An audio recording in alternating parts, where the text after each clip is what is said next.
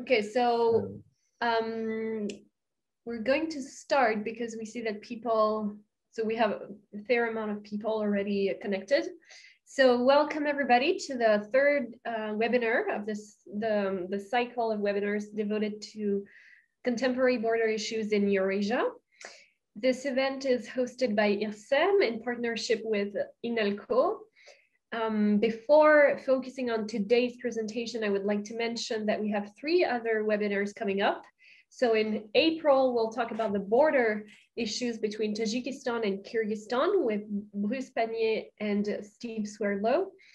Then in May, we'll talk about the border between Russia and China with Stephen Peram and Natalia Rizhova. And finally, in June, we'll talk about the border between Russia and North Korea with Ludmila Zakharova. You can find the details of the program on IRSEM's website. And I will give the floor to Emmanuel to introduce today's speaker. But before that, I would like to remind everybody that the discussion will be under the Chatham House rules. So you can use the content that is going to be conveyed so the information can be used, but please do not cite it and do not mention the name of our speaker. Thank you, Melanie. Good afternoon, everyone. It's a pleasure to see so many people and new faces among the attendees. Mykhailo, dobry wieczór. And thank you very much for being here with us today. Let me please briefly introduce you. You're a political philosopher living between Kyiv and Milano, 2 marvelous cities, and working on political philosophy, political theory, and history of modernity.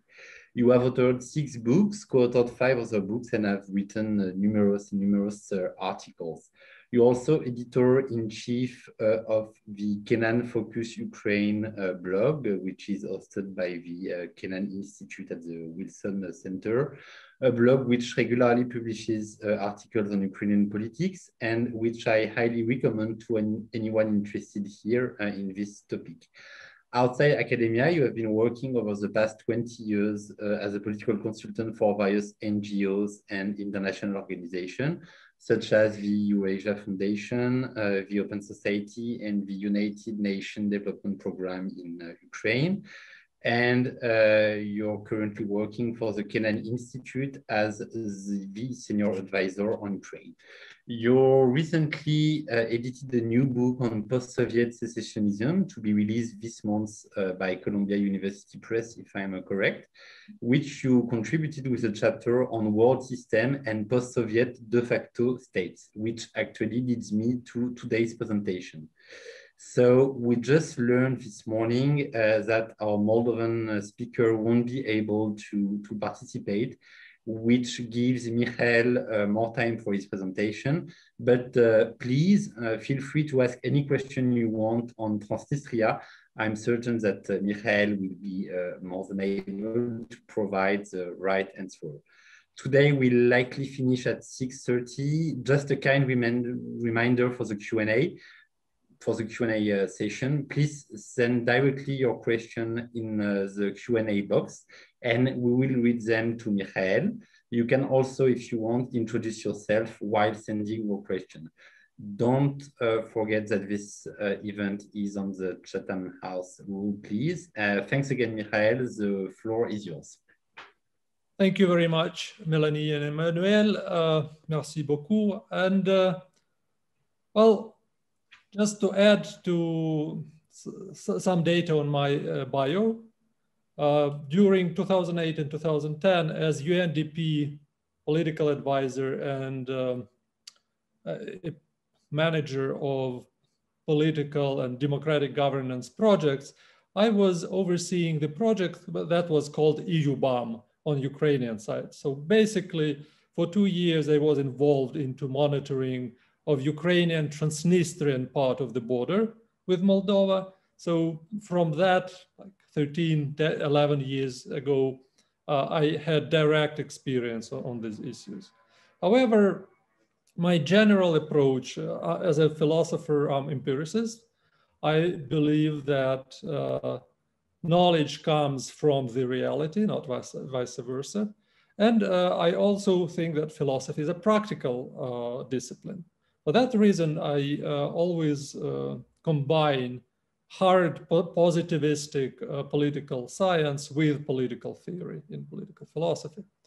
And for a long time, I was interested in how we were becoming modern, contemporary. And in a way, it means how did we become citizens, or how did we create states, these contemporary regular states that have one of the factors that define the state is the border. And of course, this, the sense of the border, the notion of the border, how materiality of the border is very important for my studies as well.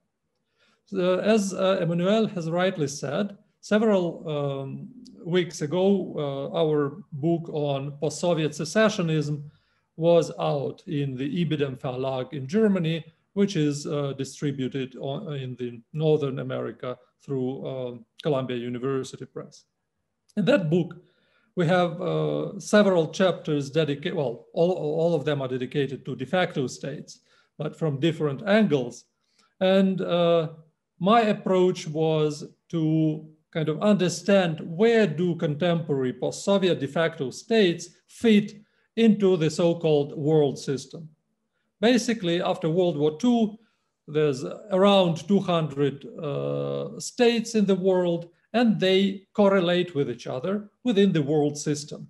The concept comes from, I'm sure you know about this, from a number of scholars from the first generation of scholars who were around United Nations. So basically between 47 and 60, this first generation tried to understand how the new international relations are going to evolve. And they expected that the decolonization, the transit from imperial to republican international relations would create a more just and balanced world. However, it wasn't the case, and in the second generation, and here comes Wallerstein and his school, this world system became very important concept describing new political and IR realities in the world. If we look and if we move our attention to post-Soviet world, then we come up to some sort of extreme periphery. That's a group of states that are not recognized. They are de facto states. They are badly organized or institutionalized, but they have this attempt of calling themselves states.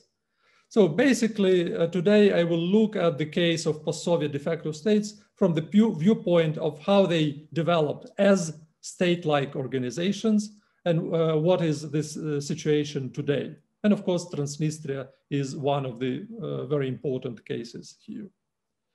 So my major theses are that dissolution of USSR has led to creation not only of 15 independent recognized states, as we usually tend to think. There were at least 4 de facto states as a result of this dissolution. Actually, there were much more regions that, or localities that wanted to have the state status, but only 4 succeeded to de facto have it. Then post-Soviet de facto states created a stable model of survival under international sanctions. This is critically important to understand that it's very vibrant, state-like organization. And it has a tendency to proliferate, also in Europe. This model tends to proliferate in Europe as its periphery model, and the factor of post-Soviet de facto states should be taken seriously into account in EU or in other European countries planning. Here I show you a map that's this usual map that was created for the recent 30 years for the countries where de facto or secessionist movements took place. With the black, these are the countries where secessionism failed. and red where it's going on. And you can see Ukraine as a case where, Ukraine and Moldova actually, where secessionism partially failed, partially survives. And that's important to remember, that Ukraine was, for example, for a very long time successful in avoiding secessionist movements and separatism in Crimea, in Donbass. So the cases of 1993-94 in Crimea, or the case of southeastern Ukrainian Republic of 2004, there Kyiv managed to actually overcome the secessionist movement. For Chisinau, it's a little bit different. Chisinau failed with dealing with the Transnistria, but succeeded to some level with avoiding secessionism in southern Moldova, in the so-called Gagauzia. So when we look at Europe in this map, we see that it was four de facto states before 2013. Then we got this problem with the DNR, Donetsk Republic and Luhansk Republic, and also Crimea. And there are two stable and longer term secessionist movements in Kosovo and Northern Cyprus. However, Northern Cyprus was not used as a model in these post-Soviet debates. However, the case of Kosovo was used many times, and especially for the semi-recognition of two Georgian enclaves, of Abkhazia and South Ossetia. So a short review of historical path. So between 1988 and 91, when liberalization in center has created a vacuum of power in peripheries of Soviet Union, where already in 88 we have a number of ethnic clashes or ethno-civic conflicts in Caucasus, in Central Asia, and also the tension started growing already by end of 88 in Transnistria. So pro-independence movements in USSR republics and smaller national administrative units are connected with this vacuum of power and absence of political parties at that time in peripheries. So the energy of protests or energy of civic movements was more connected with the agenda of separatist or secessionist kind. Here I differentiate separatism as a more general term, while secessionism is a separation or secession with political aim. What we have by like 1990, before the dissolution took place, by end of 1990, almost all Soviet republics, including Russian Federation, declared their own sovereignty. However, this sovereignty and these declarations already vary. Some of them declare sovereignty because they are sovereign republics per se, and the others say that they were occupied illegally by Soviet Union. So they refer to some previous political experience, like in Transnistria, like in Georgia, and Moldova was a mixed case. If you read the Declaration of Sovereignty, there you have reference, mixed reference, partially because we are a republic with its own citizens having the right for self-definition, and partially because Moldova belonged to the Romania. And this was used, as you know, in many debates of Tiraspol, of Transnistria with Moldova, since Tiraspol and Transnistria were not part of the Romania.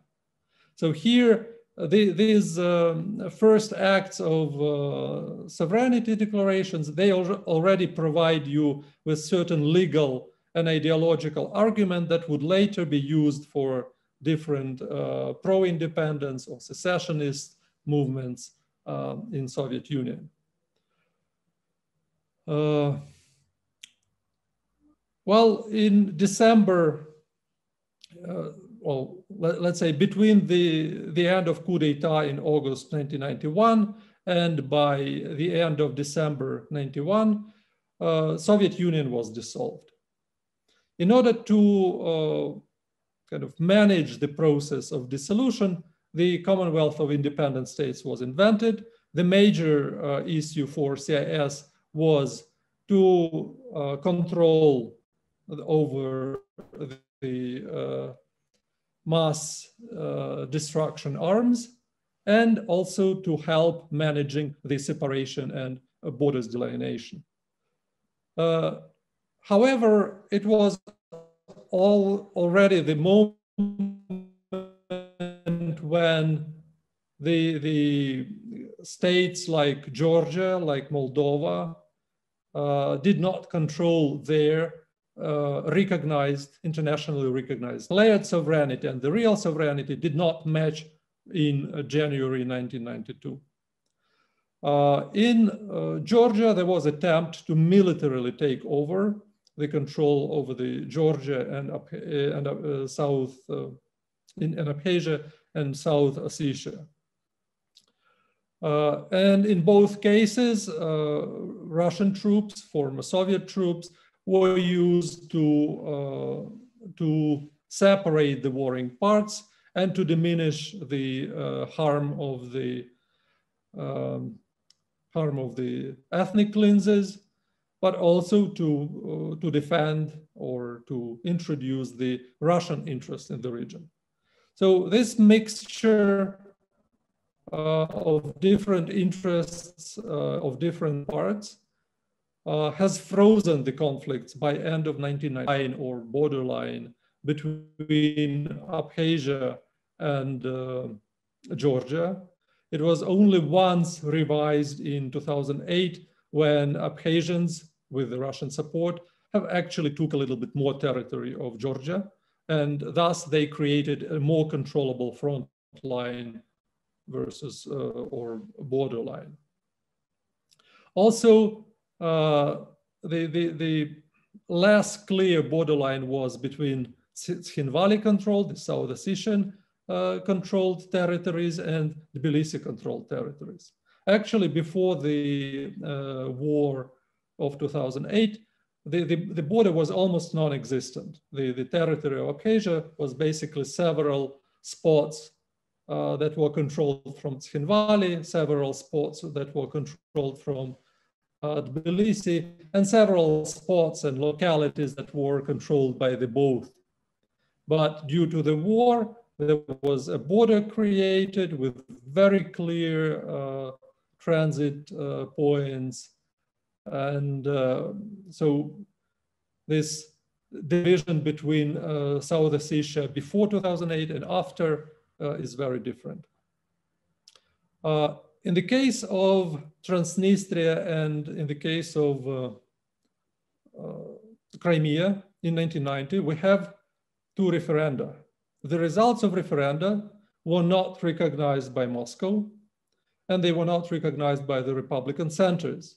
However, the case is also there, and it provides to separatism and to secessionism certain level of legitimacy.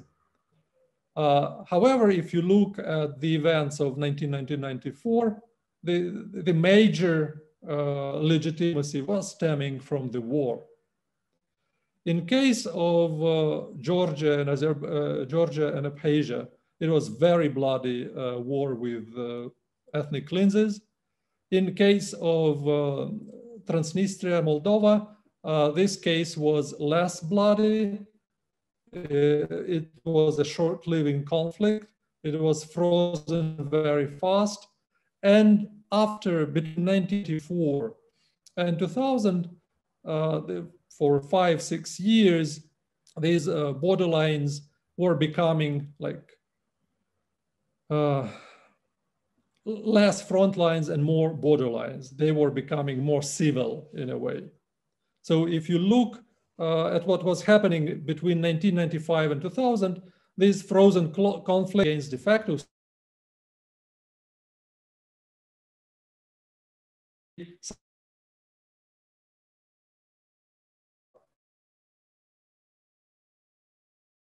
very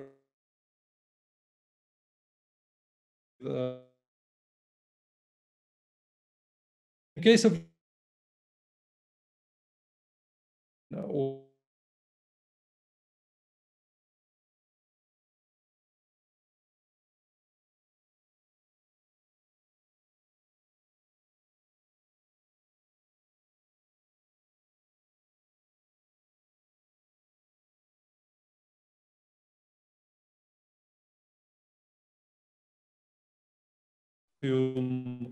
poppy seeds, and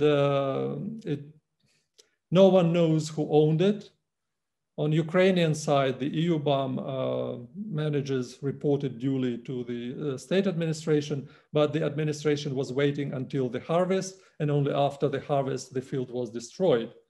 And basically, you can imagine that if you can plan to have agriculture on the borderline, what's happening there in terms of trafficking or illegal contrabanda, as we say in Italy.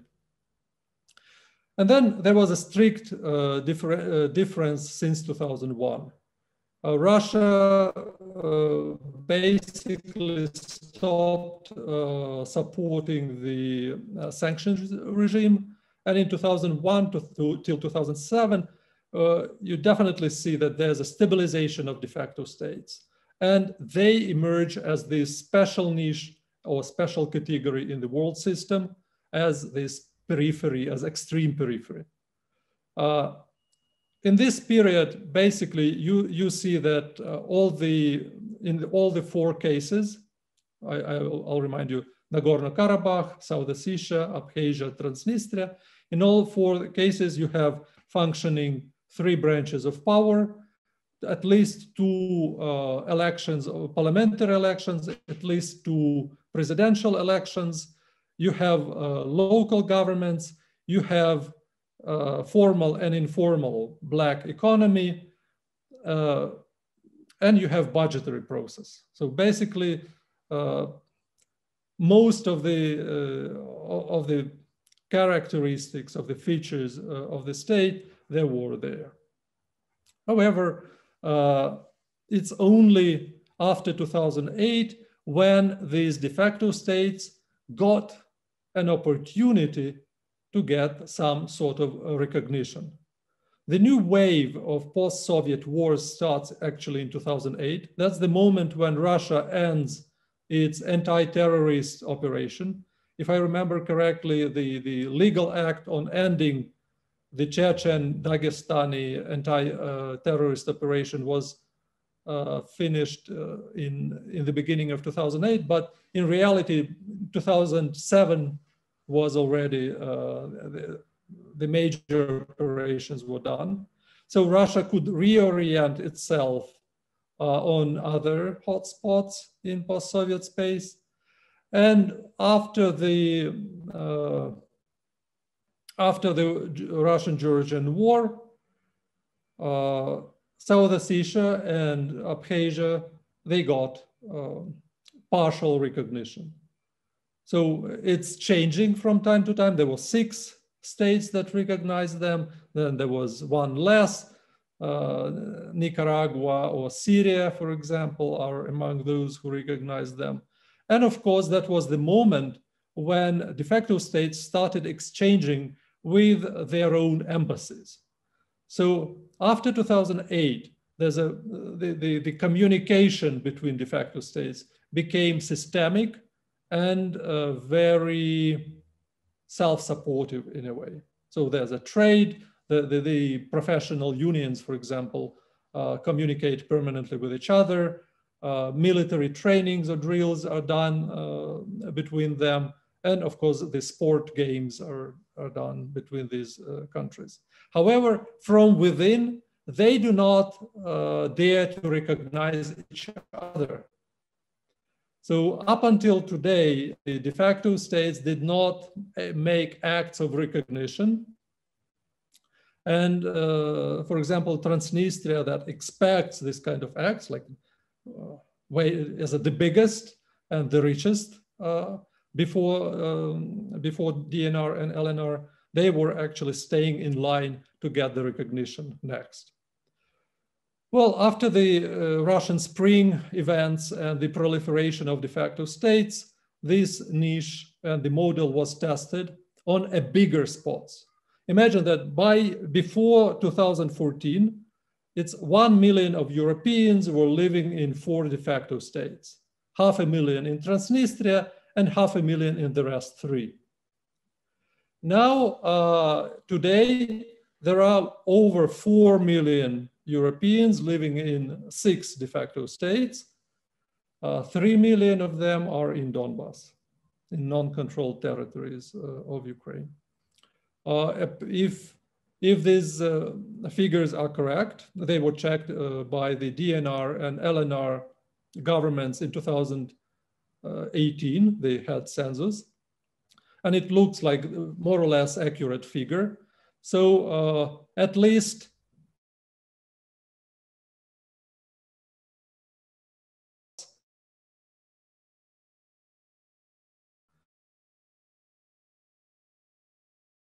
the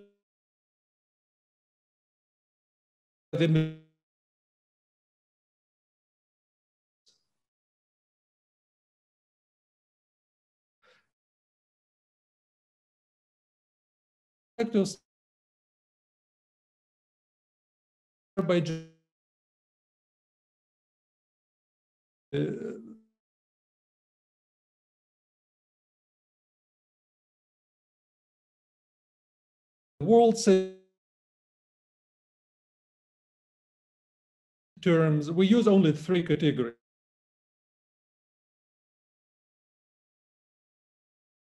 Economically wins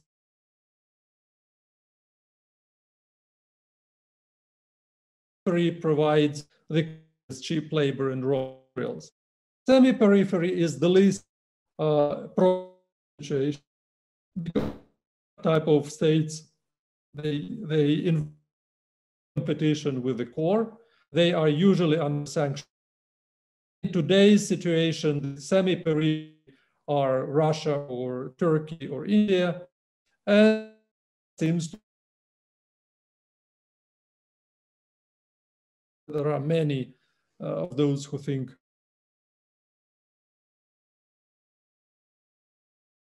three categories are enough.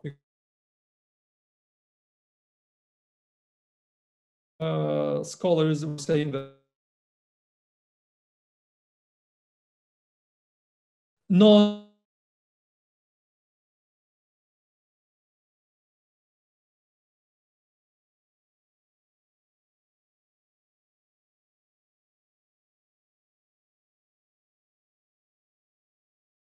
should I stop already or no? Okay. Just also to remind you that there are degrees of de facto states. That's important for us to go on. So there are basically 5 major factors or characteristics that define a state to be a state. So defense of territory from external threat on the borderline and have the clear-cut border. Then full control over internal populations, provision of states exclusive services, and collection of resources necessary for states' functionality. These 4 are stemming from Montevideo Convention. And the 5th one is connected actually to also Montevideo, but also the practice, the recognition. And if we use these 5 characteristics, we can actually see outside of normal states, normal regular recognized states, as if states. So basically these are emigre governments that still pretend to have some level of statehood and sovereignty. They don't have territory, they don't control populations, but they have recognition.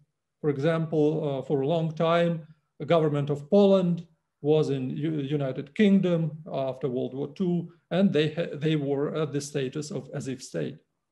There are those de facto states or almost states or parastates in political science. We have different terms for them. And usually they are partially or not recognized, but they more or less have clear territory. They control populations regularly. They provide states exclusive services and collection of, and they collect resources. But that's an ideal picture. When we zoom into reality, it's a little bit different. And there's also these so-called black spots that we have in Somalia or in Sudan today. So partially of everything, and they of course are not recognized. I already talked about this map and about the network of the countries. Just let me recognize again that Abkhazia and South Ossetia are semi-recognized. Their sponsor state, and that's important category. In the model, there's always a sponsor state and a parental state. Parental state is Georgia, Ukraine, Moldova, and Azerbaijan. And sponsor state is either Russia in 5 cases or Armenia in the 6th case in Nagorno-Karabakh. All of them are under sanctions, and usually sponsor state also ends up to be under sanctions. Nagorno-Karabakh today is non-recognized. Its sponsor is Armenia. It used to be fully cut off from parental state. Right now, this new borderline is being created. Transnistria remains unrecognized, but it's one of the richest and best institutionalized de facto state. Its sponsor state is Russia and its parental state is Moldova, and it's also under sanctions that have a tendency from deterioration to reinstitutionalization. For example, Ukraine right now is much more keen to implement the sanctions. And DPR and LPR, the Donetsk and Luhansk republics, they remain non-recognized. Their sponsor state, Russia, and parental state is Ukraine. Well, Nagorno-Karabakh was, we shortly discussed it. It lost recently approximately 55% of the territory. Well, there's no clear data yet, but it looks like 30% of Nagorno-Karabakh population moved into the mainland Armenia, but still 70% of population remains on these territories that are still under control of Stepanakert. Right now, if Nagorno-Karabakh was a stronghold for almost 30 years, today it's rather, from military point of view, a non-existent entity, and the security is provided by Russia and Turkey, and goodwill of Azerbaijan, actually. And here I offer you a model that basically prescribes the functionality and the difficulty, complexity of relations between non-recognized de facto states and the rest of the world system. So core states definitely look at the non-recognized states as violators of international law and the major political order. So this is why sanctions and non-recognition is a normal practice. Although non-recognition, and in our book, Bruno Copetier describes perfectly that non-recognition has a variety, a menu of different policies, which a core or parental state can use towards the non-recognized state. Also, there are peripheral states. Usually, parental states are have peripheral state of different kind, and they are in an open conflict with the seceded territories. And the semi-core states try to use in their competition with the core the so-called de facto states, and they have mixed relations with the peripheral parental states. So this scheme is, in a way, provides the contemporary state of the arts between the 4 major world system categories. Here in this table, you can see the population, the most updated part, except for the territory.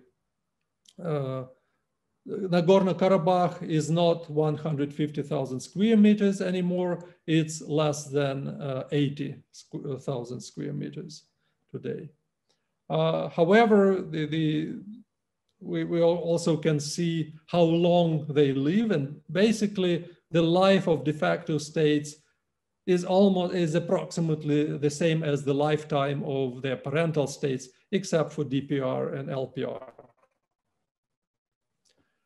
So in a way, if we talk about de facto state, the post-Soviet de facto state as a model, as an agency, we should remember certain things. First of all, as a polity, this kind of de facto state can fulfill functions of internal monopoly for power and provision of administrative judiciary services to the population.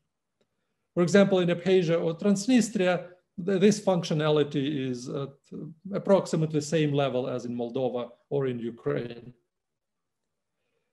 However, the de facto states need sponsor state for the fulfillment of other functions, defense from external threat.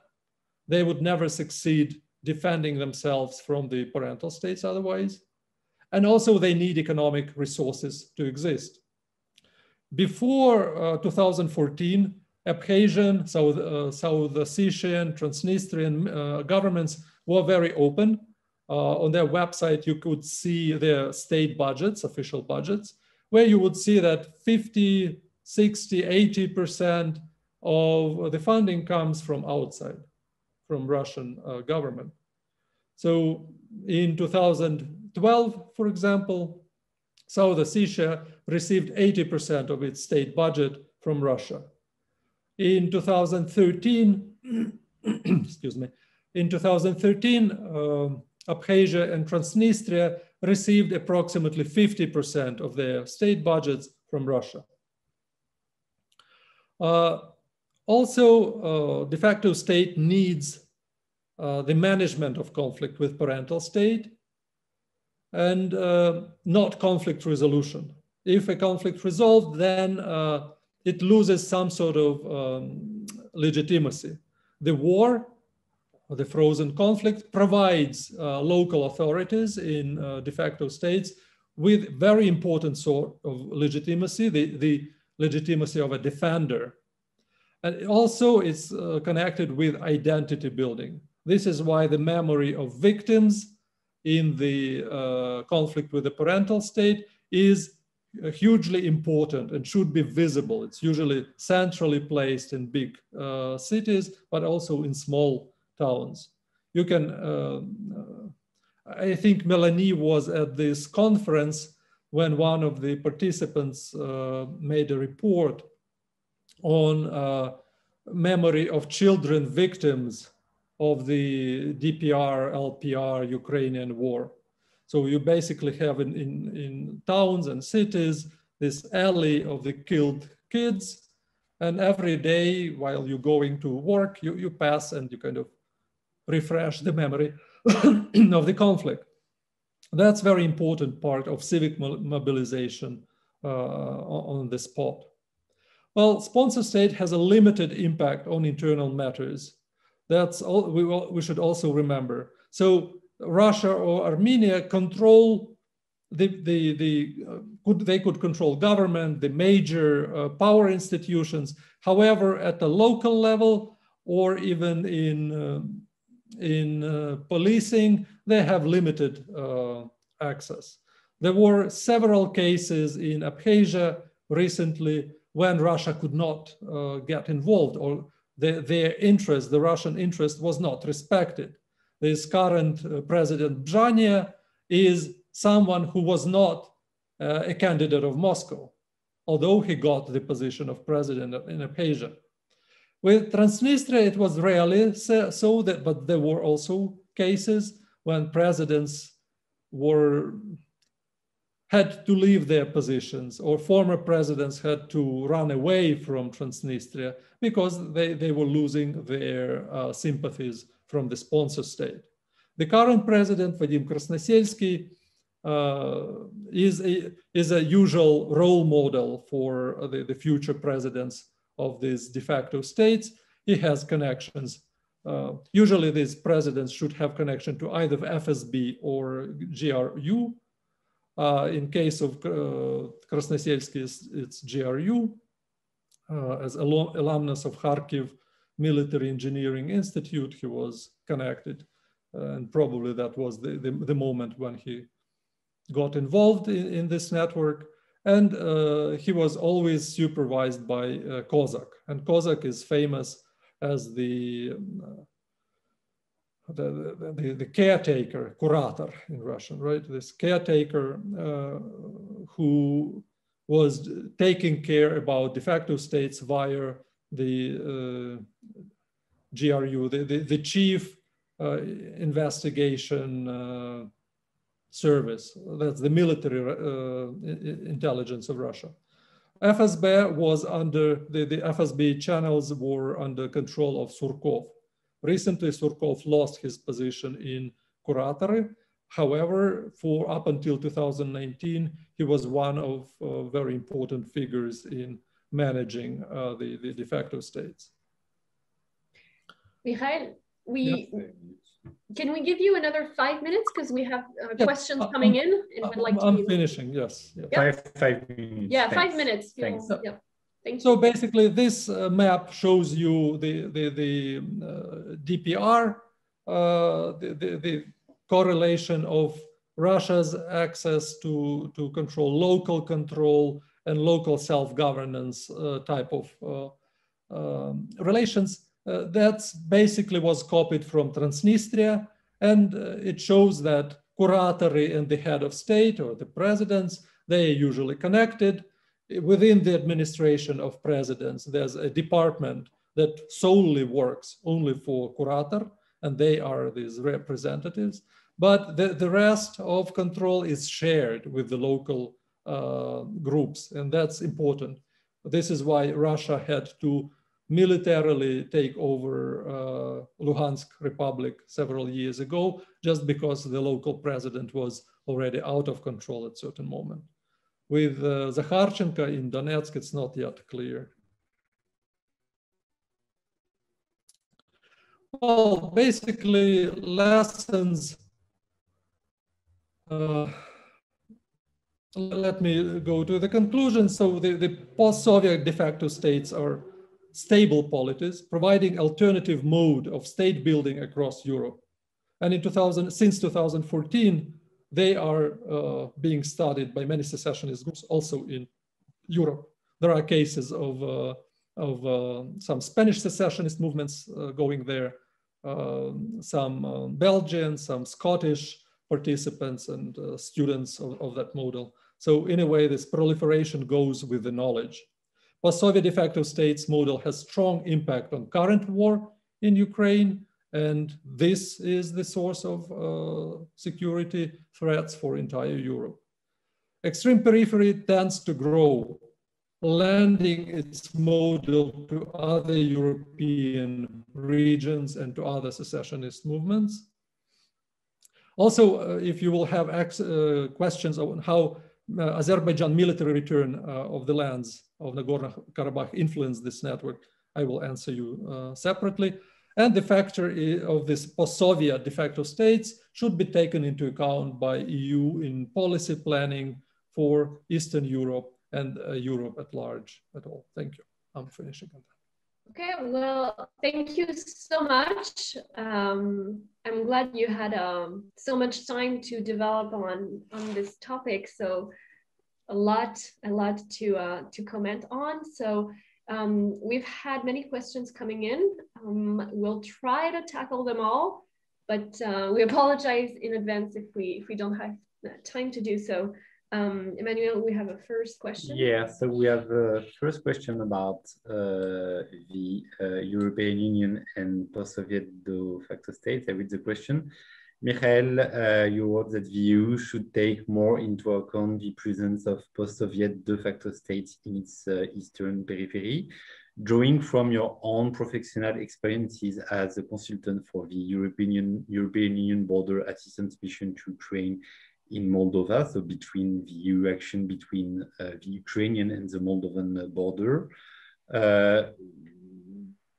what could be the role of the EU in the Donbass conflict resolution, for instance, along or between the front line, along the front line between the Donbass Separatist Republic and the rest of the Ukrainian territory? And maybe one related question we just received about the EU action at this border. Mikhail, can you please give some details on the EU training mission implemented in Moldova and Ukraine, and including the Transnistrian border as well? How Transnistrian officials could be included in a EU-funded program despite their unrecognized status? Thank you for this first shot of a question. Well, first of all, I apologize. When I share in Zoom, I do not see the timer, and I see that I spoke too long. Oh, no, it's okay. No. It was fascinating, Mikhail. No. Please do not. No, it's perfect. Yeah. Well, right now, the situation between Ukraine and DPR, LPR, they remind basically the worst periods of the front line between Moldova, Transnistria, Georgia, Abkhazia. So for a long time, we do not have borderline, we actually have front line. And we do not have frozen conflict. Basically here is, it creates a difference because Ukrainian army, well, the number of servicemen on this front line varies, but it usually between 2 times or 3 times bigger than the military forces of the separatists. So for separatists, the logic of their security is that they should permanently keep certain level of fire in order to keep this bigger mass of army against them. That's the situation. According to direct and indirect data, we know that it's around 40,000 people, servicemen, in the both republics, the separatists, the so-called People's Militia. In 2016, there was a mission of Surkov, who was kind of auditing the budgets of the military, and he found that there were at least 6,000 dead souls in this army, but after punishment of the local chieftains, it looks like that's the realistic figure. So between 38 and 40,000 militia are on the separatist side. Ukrainian army varies. In 2018, August, that was probably the biggest number when we had approximately 120,000 people on the spot. That's the army units plus around 30,000 additional forces from SBU, from National Guards. Right now it's less. Again, according to some sources in Ukrainian headquarters, military headquarters, we have lack of 40% of personnel there, which means we have between 60 and 80. Still, it's much bigger force, and separatists constantly need to keep a certain military activity to not let our army to cross the front line. Also, for political reasons, in 2016 and 17, certain political forces in Ukraine forced the government to start economic blockade. So instead of following the path of Transnistria, when the borderline was demilitarized and turned into economically vivid institution, what we see again empirically, and I remind about Chatham House rules here, there's more and more information from Western and from Ukrainian sources that there's unofficial trade between the front line. And it's like different types of goods, drugs, human trafficking, weaponry. So in a way, instead of having normal trade relations or economic relations, this borderline is actually turning into something nastier. But this is actually what was happening in 1990s between Transnistria and the neighboring countries, Abkhazia and the neighboring countries. When I worked with EUBAM, there were several major activities of the program. I think they are alive, and that's connected with cooperation with the officers, the border guarding systems of Moldova and Ukraine that would provide the border between Moldova and Ukraine and this Transnistria in between with some level of controllability. I think that was reached on the major roads. However, I remember in 2010, for example, one of the officers from EUBAM showing me how everything functions well on the normal road.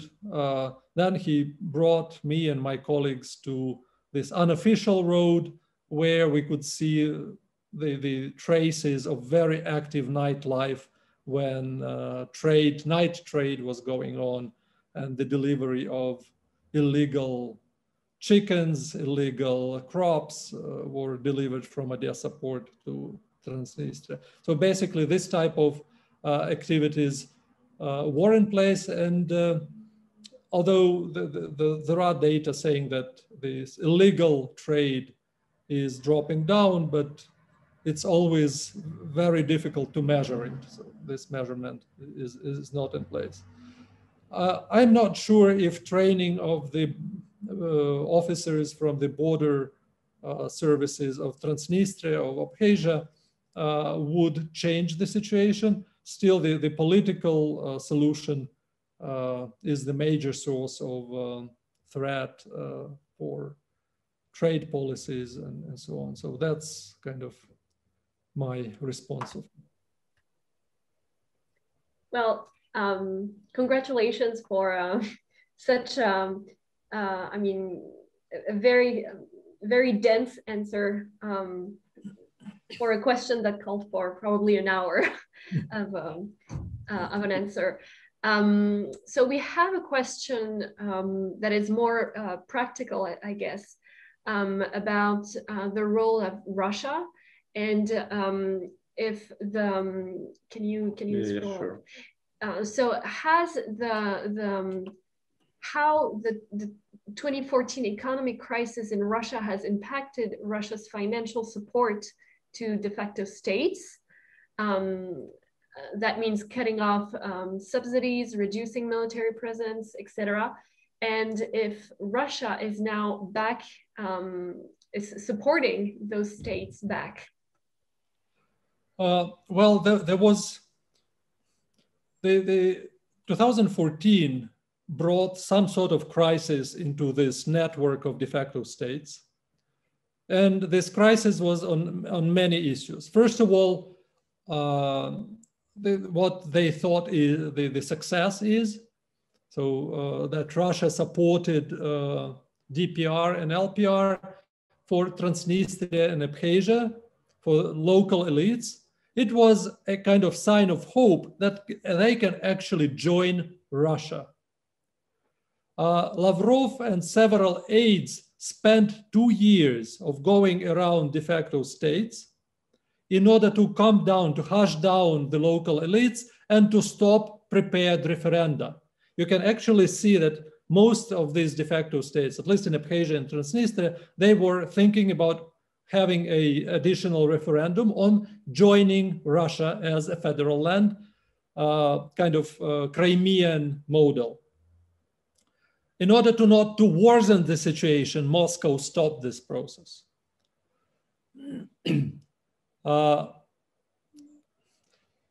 Also, 2014 was a moment when young generation of people who grew up in de facto states participated in the war.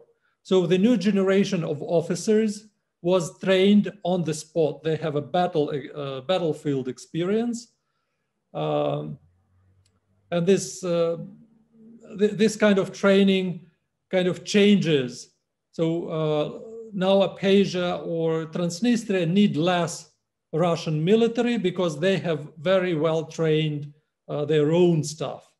However, I am not aware of any considerable drop in Russia's military or security presence personnel on the spots. With money, it's much difficult. So since 2014, most of the data of financial nature, how Russia supports financially the de facto states, has disappeared from the websites. So it's more and more difficult. You can go to the websites of Ministry of Finance and see either traces of this data or no data. This type of lack of transparency is the result of 2014. There's no evidence that Russia's support, financial support, has dropped down.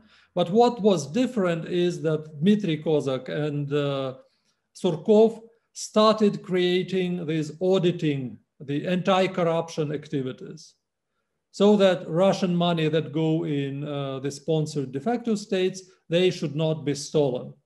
It's still not the case.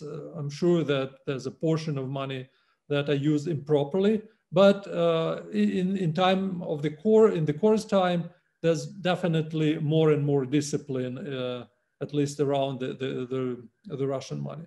However, the warlordism has its own political economy, and this type of regimes in Donetsk and Lugansk and the remainings of warlordism in Abkhazia, they also have an impact on these financial practices. They don't respect money, they can easily misuse the public budget, so this kind of thing remains. And again, in 2014, you could still see Russia's financial documents online or published in specific journals about their support to de facto states. Right now, this data is unavailable. So here, I have my sources that say that nothing actually changed, but anyway, just to finish my response, as Surkov made a statement in the end of 2014, he was saying, we know that we're gonna pay the price for Crimean annexation and support of separatist regimes, and we are ready to pay it. So this readiness, this cynical approach was actually already in 2014, and only in 2020-21, there are signs that this Crimean syndrome or post-Crimean syndrome is waning. And now Russian regime, Russian authorities are paying the internal political price for their involvement into de facto states and the annexation of Crimea. Thanks, Mykhailo. So we have back to the question. We have one more question by Tavine Papazian. The European policymakers are very reluctant to engage in de facto states, not least because their member states are uncomfortable with the uncertainties in world order that those unrecognized states create. By doing so, they certainly don't help with peace building, which is something Russia is not interested in at all. Taken from your experience, what practical ways of engagement can European actors on the level of NGOs probably take? Thank you, Mykhailo. Thank you. And here I insist on these Chatham House rules. So in order for me to answer it honestly, I myself have a trajectory. I was ready to go to war as a Ukrainian citizen. I'm lucky I didn't, but I went to the recruitment office. So for a long time, I was quite negatively, I was looking negative secessionist territories and de facto states. However, my senior colleague, and in a way I look at him as a mentor, Bruno Copetier, he was like making several points that I still reflecting upon. And he says, first of all, that it's not only de facto states, these are de facto nations. And there are over 30 years old societies with several generations with their own identities and local cultures and political cultures that grew up as with very strong vision against the West, against the core, against the Western Europe, which could have been avoided. And you're right by asking this question. This level of NGOs or academia could be the level where citizens of can actually be involved in some sort of communication, so that at least scholars and activists and maybe local governors, local administrators could be part of some wider networks of communication with Europe, learning this promotion of democracy remains an important issue. Best local governance or best academic practices could also be of interest for these people. And of course, after 30 years of total isolation, they could actually be very much interested in participating in it. Still in different de facto states, the situation is different. For example, Transnistrians or Abkhazians could probably have this access more or less without risk for their security, for their personal security. But for citizens of Donetsk or of Luhansk, that's an open threat. So I think it would take several years after frozen conflict, after frozen frontline conflicts, when they could be involved. Again, in Ukraine, I know this involvement still goes on in UN and UNDP projects, but at a very low level, like local businessmen from both sides of the front line, and at a minimum pace. So far, in Ukrainian case, we need first to finish the active phase of the conflict and only then move on to this dialogue activities. So my answer is yes. There's always, as I know from Bruno and several other colleagues, there were several attempts, programming also on the usual suspects. However, there were several social movements about which we know just sporadically, which were not ethnic, but they were also questioning the unity of Russian Federation in Far East and Southern Siberia. So basically, even Russian territories, or territories where the Russian population, Russian ethnic population, they are a majority, they are not unity of Russian Federation in Far East and Southern Siberia. So basically, even Russian territories, or territories where the Russian population, Russian ethnic population, they are a majority, they are not necessarily very much involved into the federal project. So that's countries, there are several regions in, well, one region in Estonia, one region in Latvia that could be hotspots, and these non-integratory policies in Estonia and Latvia may restart the secessionist or secessionist movements there. It's Latgala and Narva regions. However, you can see that in Latvia, they showed very strong resilience and resistance to Russian information operations in 2014-15. For example, they were like behaving much better. But this illiberal turn that took place since 2015 in Latvia and since 2019 in Estonia, they reproduce and produce new tensions between ethnic groups in these countries. Well, I told about Moldova, so this Gagauzia remains a problematic spot. However, so far, there were no very strong secessionist, formally secessionist movements there. But again, if the situation worsens, what will happen is not clear.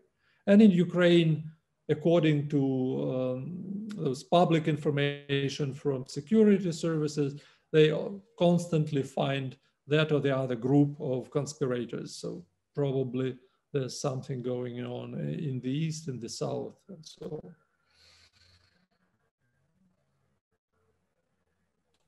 Well, thank you so much. We've hit 6:30 sharp.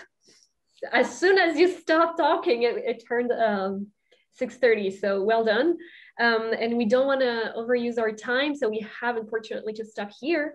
And we'd like to thank you very much, Mykhailo, for this presentation. It was fascinating, and as you could see, we had a lot of questions coming in, so that's good evidence of the quality of your presentation and of your work. We can share also the title of the book, maybe if you want to repeat that. Yes, it's Post-Soviet Secessionism, IBDM Verlag. Okay, and it's out, so you can definitely read it, have access to it.